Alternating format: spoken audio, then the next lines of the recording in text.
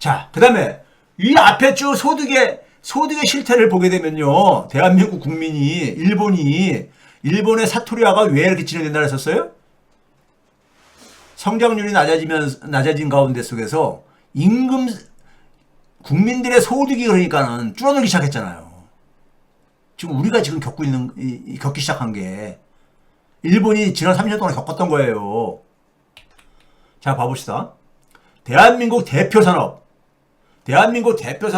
뭐 15대 산업을 뭐 반도체, 자동차, 뭐 조선업, 석유화학, 석유제품 쫙 해가지고 한 15대를 얘기를 하는데, 예? 그 중에서도 특히 대기업들이 담당하고 있는 거. 대기업들, 뭐 섬유라든가 뭐입니까? 컴퓨터 뭐 이런 거들 중소기업들이 많이 하고 있는 거는 빼놓고 대기업들이라는 게 한 11대 주력 산업이 있는데 여기에 대표 기업들 있죠. 대표 기업들. 먼저 잠깐 보여드릴까요? 대표 기업들 어떻게 했냐면 반도체에서는 삼성전자와 SK하이닉스, 자동차에서는 현대 기아차, 기계산업에서는 현대 인프라코어하고 두산 에너빌리티, 석유화학에서는 LG, 롯데, 한화 뭐 이런 것들 있잖아요. 석유 제품에서는 GS 칼텍스, SK 에너지, S오일, 현대오일 뭐 이런 것들 다 대표적인 기업들이잖아요. 우리나라 대표적인 대기업들이잖아요. 예? 무선 통신기계에서 삼성 모바일, 디스플레이 삼성 디스플레이, LG 디스플레이, 조선업에서는 현대중공업, 삼성중공업, 하나오션, 예? 바이오에서는 삼바, 셀트리온, 2차전지에서는 LG 에너지 솔루션, 삼성 SDI, SK온 전부 다 주력 산업들이잖아요. 예? 섬유하고 컴퓨터를 제외하고서는 이게 11대 아니라 12대네. 자, 21년도부터 24년도까지 영업이익을 보는 거예요. 영업이익 어떻게 됐습니까? 3년 전에 비해 가지고 얼마가 줄어든 거예요? 예? 13조 원이 줄어들었습니다. 돈을 못 벌어. 우리나라 간판 기업이잖아. 돈을 못 벌어요. 예? 돈을 못 번다고. 최근에 3년 동안 해서 제가 뭐랬어요. 기업들의 그러니까 이익도 마이너스로 돌아섰다 그랬잖아. 대기업들이 그러니까 사람을 채용을 못하죠. 예? 해도 그러니까 충원하기 위해서 경력직 저거나 뽑고 그렇죠? 이게 지금 현실입니다. 거기다가 화폐 가치가 하락했잖아. 지난 3년 동안에 인플레이션 엄청 올랐잖아요. 그것까지 고려하면요. 봐보세요. 23조 정도가 줄어들었어. 3년 동안에. 아니, 올라가도 이건 기업은 계속 돈을 계속 매년 더 많이 벌어야 되는 거죠. 성장을 해야 되는 거니까. 기업은 성장을 계속 해야 되는 거잖아요. 성장한다는 얘기 돈을 많이 번다는 얘기거든요. 근데 줄어들고 앉았잖아요. 지난 3년 동안에. 예? 2023년도에 팍 줄어든 이유는요. 삼성전자가 영업 손실을 봤었죠. 그래서 그런 거고, 반도체가 SK하이닉스 썼고요. 반도체가 손실 보면서 이렇게 줄어들어가는 거고, 나머지 두 해는 그래도 반도체가 어느 정도 돌아갔던 해잖아. 22년과 지난 해는요. 근데도 2021년 수준은 하고 봐보세요.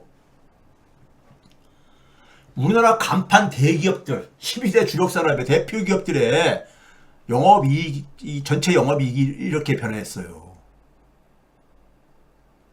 네? 자, 제가 아까 엊그저께 보니까는 2월달 여러분들 제가 이런 얘기를 많이 하거든요. 과거 때부터 지난 30년 동안에 강연이나 방송 활동하면서 제가 하는 얘기가 뭐였냐면은 우리나라는 정치인들이 정치 시스템에도 문제 있지만은 우리가 저 앞바다에서 지진이 일어났어요. 지진이 일어나면은 어떻게 됩니까요? 땅 위에 살고 있는 동물들은 다 이동하기 시작합니다. 어디로? 높은 곳으로. 왜 그러냐? 동물들은 이 우주신경을 갖고 있거든요. 본능적으로, 자기들한테 위험이 닥쳐온다는 걸 아는 거야. 생존에 필요로 하는 그 본능, 인간들은 스스로 이해할 수 있는 능력을 준 대신에 그런 본능적인 기능들이 많이 태화됐죠. 태화. 완전히 없는 게 아니라 태화가 된 거죠. 예? 그래서 사람들은 뭐냐면 그것을 정보로, 과학적으로, 그래가지고 그러니까 우리가 이해를 하고 그러잖아요. 그럼 그런 것들을 일반 국민들은 먹고 살기 바쁘기 때문에 알 수가 없죠. 정보도 굉장히 제한적으로 접하고 그러기 때문에. 그럼 그걸 누가?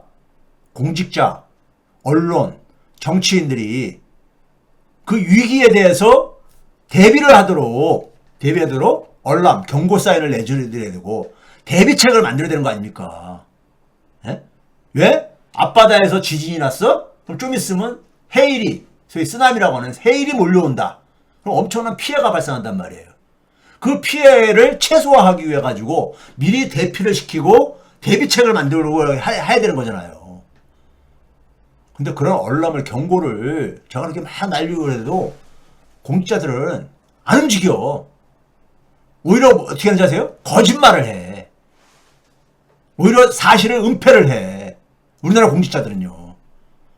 정치인도 마찬가지고. 그러니까 해일이 덮칠 때는 일반 국민들은 거기 속에서 엄청난 희생을 치르죠. IMF 때 그랬고 글로벌 금융위기 때 그랬고 항상 반복돼 이게요. 항상 반복돼. 제가 마음이 아파가지고 그래서 제가 이 강연 다니고 방송하면서 그런 얘기를 많이 하고 그러는데 예? 이번에 2월달 엊그저께 2월달 그러니까 어저께죠.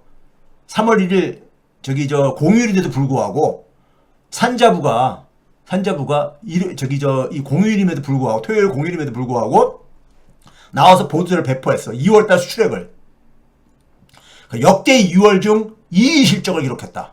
그래서 플러스로 전환되었다. 그 얘기는 뭡니까? 1월달에는 마이너스로 줄어들었었는데 플러스로 반전되었다. 공직자들이 이런 식으로 이거 감추는 게 능사가 아닙니다. 에? 능사가 아니야. 국민들이 스스로 판단할 수 있게 정확한 정보를 줘야 되는 거야. 언론도 마찬가지야. 심지어 경향신문, 우리가 경향, 한겨레 이런 것도 사실 그냥 일반 신문하고 별 차이가 없어져 버렸지만은 여기 봐보세요. 1월달에는 우리 설날이 있었잖아요. 설 명절 연휴가 긴. 1월달에 수출이 10% 감소했어. 예? 전년 1월달에 비해 가지고 작년 1월달에 비해서. 근데 일평균 수출. 그러니까 노는 날을 빼고 계산해가지고 일을 한 날만으로 계산하게 되면 하루의 평균 수출은 7.7%가 증가했다 해가지고 이거 뭡니까? 산자부가 이렇게 됐거든. 공직자들이 이런 식으로 수출이 그러니까는 10% 감소했다는 것만 딱 나오게 되면은 국민들한테 나라 경제가 참 진짜 이 큰 문제구나 이렇게 느낄 텐데 노는 날이 많아가지고 수출이 줄어든 거야. 이런 식으로 이제 호도하는 거잖아요. 이렇게 했는데 그럼 2월달에는 수출이 이제 증가로세를 전환했다 이거야. 한국일보도 봐보세요. 플러스 성장. 한 달 만에 반등 성공 이렇게 했잖아요. 근데 여기서는 일평균을 얘기를 안 해. 1월달에 설 명절이 쫙 있었으면은 2월달에 되게 설 명절은 1월 아니면 2월에 있는 거잖아요. 1월 아니면 2월에 있는 거잖아요. 그렇죠? 그러면 1월에 만약에 설 명절로 해가지고 일하는 날짜가 줄어들었으면은 2월달에는 작년에는 설 명절이 2월달에 많이 끼어 있었단 말이에요. 그럼 작년보다는 우리가 일하는 날짜가 많아졌을 게 아니야. 2월달에는요. 올해 2월달에는. 그럼 일평균을 왜 2월달에는 얘기를 안 하냐고. 예? 이런 식으로 해가지고 자꾸만 그러니까는 사실을 포장해가지고 예? 국민들에게 정확한 사실을 안 알려주려고 하는 이게 뭐냐면 상황이 안 좋을 때 특히 이런 일들이 많이 일어납니다. 진실을 은폐하게 하는 게. 자, 실체를 한번 봐보세요. 2월달 수출액이 지난달 수출액이 526억 달러로 집계가 됐어요. 근데 2년 전이 2022년 아니 3년 전이죠. 3년 전에 한번 봐보세요. 2022년 2월달에는 문재인 정권 마지막 임기 끝날 때쯤이잖아요. 그때가 542억 달러였었습니다. 그러니까 잃어버린 3년인 거야. 정권이 바뀐 지 3년이 지났는데 예? 정권 바뀌기 전 수준을 회복을 못하고 있는 거야. 문제는요. 일평균으로 22년 2월달에는 설이 2월달에 좀 끼어 있었거든요. 일평균으로 보게 되면 더 벌어져. 작년보다도 그러니까는 줄어든 거야. 일평균으로 보게 되면은. 예? 3년 전커녕 작년보다 줄어든 거야. 일평균으로 보게 되면 이러면 수출이 줄어드는 거잖아요. 확실하게 줄어들고 있는 거잖아요 지금요. 그런데 플러스로 반전. 이런 식으로 보도자를 내고 기사를 쓰고 하면은 국민들이 어떻게 가겠어요? 반도체 수출액, 반도체가 그동안 끌고 왔었는데 반도체가 봐보세요. 작년보다도 줄어들었고, 네? 더 많이 일을 한 올해 2월달이 작년보다 더 많이 일을 했단 말이에요. 설 명절이 1월달에 있었기 때문에. 근데도 줄어들었어. 그나마 수출을 끌고 왔었던 반도체가 15대 핵심 주력 산업들 같은 경우도 마찬가지로 줄어들고 있고요. 그렇죠? 그런데 이거를 기사를 수출이 역대 위고 뭐 이런 식으로 그 국민들한테 자꾸만 뭐냐면 눈을 가리는 거야. 국민들한테 눈을 가리는 거예요. 이게 언론이 거기에 또 마찬가지로 장단을 쳐주고 앉아있고, 예? 자, 무역흑자 또 얘기하고 앉았어. 근데 이게 지난 3년치를 딱 봐보세요.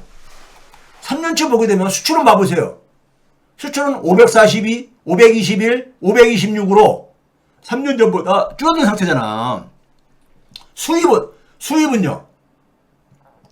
3년 전보다도 더 많이 줄어들었잖아. 수출보다 더 많이 줄어들었잖아. 그러니까 수입이 굉장히 많이 줄어들어가지고 수출도 회복이 안 됐는데 수입이 굉장히 많이 줄어들어가지고 생긴 무역수익흑자인 거야. 이게 좋은 거예요? 이게 좋은 거냐고 이게요. 이게 쓰면 불황형 흑자잖아요. 예? 이걸 가지고 국민들한테 그렇게 자꾸만 포장을 해줘가지고 하면은 공직자하고 언론이 이런 짓을 하면 안 되죠. 그만큼 상황이 안 좋을 때일수록 이기는 게 더 극성을 부립니다. 극성을 부려. 그럼 국민들은 그러니까 뭐냐면 저기 별일 없는가 보다 이렇게 가죠. 하다가 헤일이 얼굴 집어 오게 되면 그때서 이제 그러니까 그때는 뭐예요? 고위 공직자들은요. 지금 나라 경제 지금 굉장히 어렵다 해가지고 자기 살 길도 다 그래요. 자기 살 길도 다 챙겨놓는다고. IMF도 안 그랬습니까? 예? 달러 사재기하고 예? 이런 짓들을 했잖아요. 고위 공직자들이 내부에서 취득한 정보를 가지고. 그 다음에 여러분들 우리나라 10대 건설사라고 있습니다. 우리가 지금 중견 건설사들이 무슨 이 법정 관리 들어가고 이런 거는 기사에 많이 봤겠지만은 소위 말해서 잘 나가는 건설사들 있잖아요. 삼성물산부터 해가지고 소위 시공능력 10대 건설사. 예? 10대 건설사의 영업이익 여기 중에 10개 중에서 롯데건설만 지금 공개를 안 하고 있어. 롯데건설이 8위인데 시공능력으로 롯데건설은 공개를 안 하고 있으니까 다른 데는 다 공개를 했는데 어쨌든 간에 영업이익 봐보세요. 지난해 3분의 1 이상으로 줄어들었어. 3년 전에 비해가지고. 상위 10대 건설사들이 이렇습니다. 지금 현실이. 네? 상위 10대 건설사들이요. 여기다가 쭉 그려놨죠. 삼성물산, 현대건설, 대우건설, 대표적인 건설사들, GS건설, 포스코, ENC, SK 쫙 시공능력 9대 건설사의 합의 이렇답니다. 롯데건설만 지금 공개를 안 하고 있어. 자, 이렇다는 얘기고요. 화폐 가치 고려하게 되면 더 끔찍하죠. 물가 상승 고려하게 되면요. 예? 3배 훨씬 이상으로 거의 4배 가까이 이렇게 줄어들었잖아요. 예? 자, 문제는 뭐냐면요. 지난 3년간에 돈이 얼마나 공급됐는지 아세요? 547조가 더 공급됐습니다. 금리 인하를 안 하더라도요. 돈은 엄청 공급했어요. 예? 돈이 550조 가까이 돈이 풀렸다니까요. 지난 1년 동안에는 돈이 143조나 더 풀었어. 더 공급됐어요. 통화량이. 무슨 긴축? 긴축은 적어도 안 보여요. 예? 그러니까 금리 인하 안 했을 뿐이지, 돈은 계속해서 돈을 엄청 공급하고, 공급된 거예요, 시장에요. 근데 금리 인하 뚝 내린다고 해서 무슨 효과가 있겠어요? 예? 자, 봐보세요. 제가 게시판에 올린 자료인데 지난 1년 동안에만 지난 1년 동안에 가계부채는 한 41조 42조 원 정도 증가했지만은 전체 총액은요. 근데 주택담보대출이 한 60조가 증가했어요. 특히 민간에서 담당하는 주택담보대출이 62조 이상이 증가했어요. 62조 이상. 민간. 여기서 은행이 한 56조. 그러니까 돈을 통화량이 많이 늘었는데 그 돈의 대부분이 어디로 갔느냐? 주택담보대출로 갔다 이거예요. 주택담보대출로. 은행이 그것도 주도를 해가지고 이 와중에 건설사들은 돈을 못 벌고 있는 상황에 그러니까 금리 인하를 하기 전에 돈이 엄청 계속 풀리고 있었어요. 돈이요. 예? 그 결과가 뭐예요? 은행들이 작년에 엄청난 돈을 벌었습니다.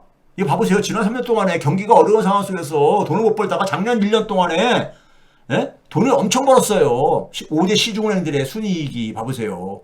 1조 한 4천억 원 정도나 더 벌었어. 예?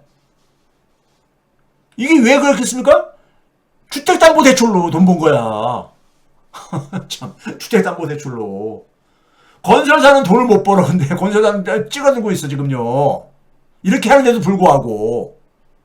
그러니까 한국은행이 은행들 돈벌이 지원해주고 있고 은행들은 부동산 뒷받침해주느라고 과거 앉아있고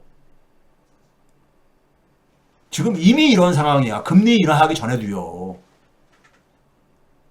예? 지방은행까지 합치게 되면 더 많이 벌었어요. 21조 정도 벌었어. 예? 6개 지방은행까지 합치면요. 자, 그 다음에 이제 봐보세요. 이렇게 돈을 풀었는데 우리나라는 자산이 대부분이 어디에 가 있습니까? 부동산에 가 있잖아. 예? 2년 전에 대비해가지고 가구 계층별 순자산을 보게 되면요. 순자산이요. 자산에서 부채를 뺀 상위 20%만 빼고 나머지 80%는 순자산이 줄어들었어요. 2천만 원 안팎으로. 예? 순자산이.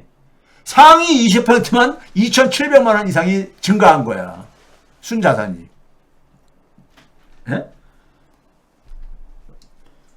그 풀린 돈의 혜택이 상위층한테 다 집중되는 건지. 하위 80%는 자산도 줄어들었어. 소득만 줄어든 게 아니라. 이게 대한민국의 현실입니다. 이런 상황 속에서 금리만 내리면 뭐 하냐고요. 네? 이거 봐보세요. 우리나라는 상위 10%, 특히 20% 중에서 상위 10%가 순자산이 한 20억 정도 됩니다. 네? 그 밑으로 쭉 내려오는 순간부터 쭉 일반 서민들이야. 네?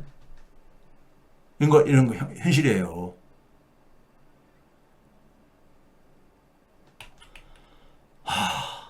네, 봐보세요. 참 재밌는 거, 이건 제가 재미로 넣은 거예요. 우리나라 국민들이 얼마나 스트레스를 받는가. 스트레스를 받는가. 스트레스를 이제, 스트레스 때문에 고통스럽다는 게 스트레스 인지율로 이제 이게, 보건복지 이런 쪽에서 이제, 조사하고 그러는데, 하위 90%의 자산 비중하고 스트레스 인지율을 제가 통계적으로 분석해보니까 상관성이 한 85%가 나와요. 하위 90%의 자산이 비중이 떨어질수록 스트레스는 올라간다는 얘기죠. 올라간다는 얘기지. 우리나라 사람들은 뭐냐면 자산이 대부분 부동산인데, 예? 자산의 양극화가 국민들 스트레스를 주는 하나의 주요한 요인이라는 얘기죠. 예? 스트레스 요인이라는 얘기죠. 예? 자, 그런데 우리가 제가 이건 재미로 였습니다. 이게 뭐냐면은 2008년도에 서브프라임 모기 사태가 터졌잖아요. 미국에서요. 그러고 나서 정권이 오바마로 바뀌었잖아요. 예? 그해 말에. 그러고 나서 2009년 1월 20일부터 새 정부가 오바마 정부가 출범했잖아요. 그리고 3월 20일경이면 어떤 때냐면요. 미국의 주식시장이 대폭락을 해가지고 3월 4일인가가 최저점을 기록하고, 예? 이게 폭락했었던 달이었습니다. 3월 달까지가. 그때 이제 버락 오바마가 뭐냐면은 MBC에 이제 그러니까는 밤에 하는 투나잇 쇼인가 그 프로 있잖아요. 제이 리노인지 이 사람하고 하는요. 인터뷰를 했었어요. 나가서 텔레비에 출연해가지고 오바마가 대통령이 새로 대통령에 당선된 오바마가 그때 거기서 뭐라고 했냐면요. 오바마가 인터뷰한 게 영어로 밑에 이제 기사가 있습니다. 그거 제가 우에 이제 해석해 놓은 게 그거 있고요. 이 뭐라고 했냐면 지난 15년에서 20년 동안 일어난 일 중 하나는 많은 돈이 금융에서 만들어졌다 이거야. 근데 자기가 생각하기에 우리 전체 성장, 이 15, 20년 동안에 만들어진 돈 중에서 40%가 금융 부분에서 만들어졌다 이거야. 근데 문제는 뭐냐면 금융이 딱 터지고 나가지고 이게 다 그러니까 주택 가격이 폭락하고 주식 가격이 폭락하고 그러니까는 이게 신기루처럼 날아간 거잖아요. 신기루처럼. 예? 내 집값이 그러니까 막 10억이었던 것이 집값이 폭락해가지고 3억이 됐어. 그 7억이 이제 날아간 거잖아요. 주식도 하는 거니까 우리가 다우지수가 한 14,000대 이렇게 있던 게 한 6,000대가 쭉 떨어졌어. 주가가 엄청 떨어지면서 날아간 거잖아요.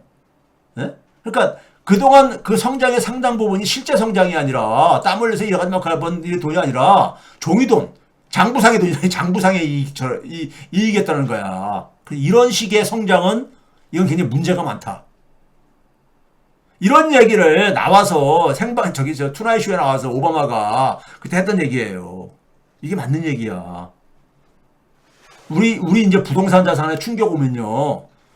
우리 사회 저 이거 어떻게 감당하려고 하는지 모르겠어. 국민들이. 예? 어떻게 감당하려는지 모르겠어요.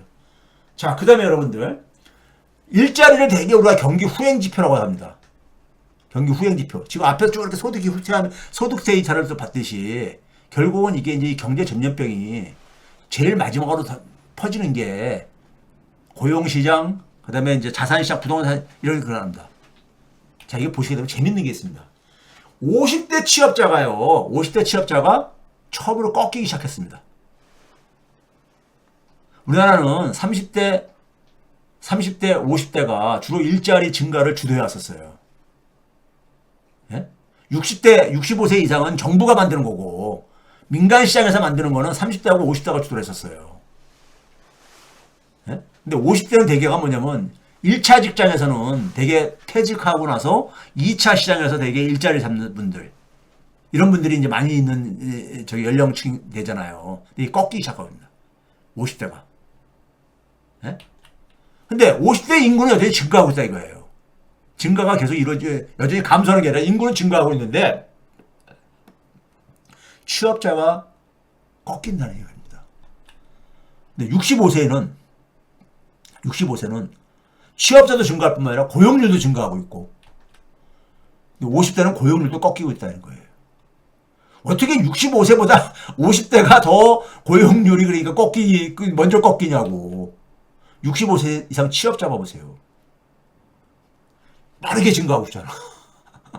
그러니까 정부가 만드는 일자리를 빼놓고는 밑에 있는 일자리들이 지금 이제 흔들리는데 유일하게 지금 취업자를 주도했던 30대, 50대에서 50대가 꺾어지고 있어요. 30대뿐이 안 남았습니다. 지금 이거 봐보세요.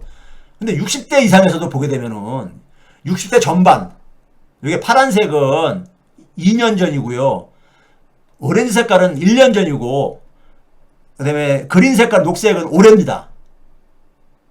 보게 되면 60에서 64세는 취업자 숫자가 쭉쭉 떨어지고 있잖아. 근데 65세 이상은 쭉쭉 올라가고 있어. 예? 65세 이상은. 예? 이게 정상입니까? 이게 정상이냐고. 그 다음에 봐보세요. 그러니까 취업자 중과폭은 60대가 제일 많고 50대 취업자가 마이너스로 전환했다 이겁니다. 그러니까 30대와 65세 이상 중심의 일자리야. 65세 이상은 정부가 만드는 거죠. 예? 그 다음에 민간 시장에서는 30대만 일자리가 증가해. 30대는 어떤 층입니까?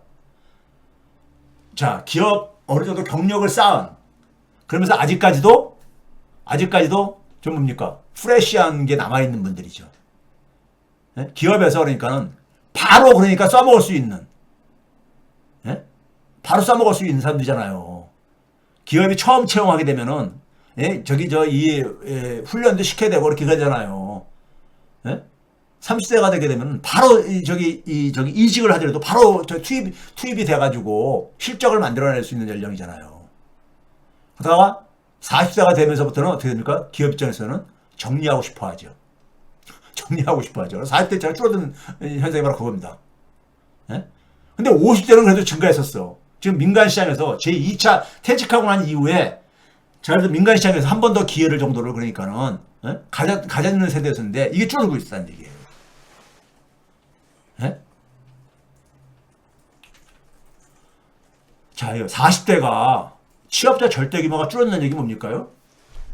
40대면은 그래도 숙련도가 아직까지 남아있는 저거잖아요. 근데 절대적인 일자리가 줄어들고 있다는 얘기인 겁니다. 절대적인 일자리가 줄어들고 있다는 얘기야. 40대 취업자가 줄어들고. 그러니까 30대 정도만 기업에서 그러니까는 써먹고 40대부터는 가능한 한 그러니까 심지어 그러니까 은행 같은 데서도 저기 그 40대부터도 막 저기 명예퇴직 신청 받고 그러잖아요. 기업들에서. 이게 정상이 아니죠, 이게 지금요. 심각한 겁니다, 이거요. 예? 심각한 거야, 이거 지금요. 일자리 상황이. 이거 봐보세요. 1년 전 대비해서 취업자 변화를 보게 되면 청년층이야. 청년층이야 그러니까 이렇게 뭐 그동안 쭉 이렇게 계속 악화되었던 건데 40대 줄어들고 50대 줄어들고 65세 이상이 제일 많이 증가하고 있고 그 다음에 30대가 증가하고 있고 우리나라 이게 고용시장에 이게 지금 이건 지금 심각한 겁니다, 여러분들. 지금까지는요 50대는 일자리가 계속 한 번도 줄어든 적이 없는 연령층이에요. 50대가 30대니까 그러니까 20대 후반에 그러니까 남성 기준으로 취업시장에 들어가가지고 조금 이제 경력을 쌓고 좀 이제 현장에서 좀 이제 실적을 만들어내고 그러는 사람들은 이직도 하고 이렇게 경력적으로도 이렇게 옮겨가고 그러는데 그게 30대 저거잖아요. 30대 한번 좀 써먹고 나서 30대 말부터는 이제 정리 대상으로 이제 들어간다는 얘기예요. 끔찍한 겁니다. 기업들이 그러니까 돈도 못 벌어. 이런 식으로 가고 앉았으니까 인력을 이런 식으로 하려고 하니까 기업들 돈도 못 벌죠.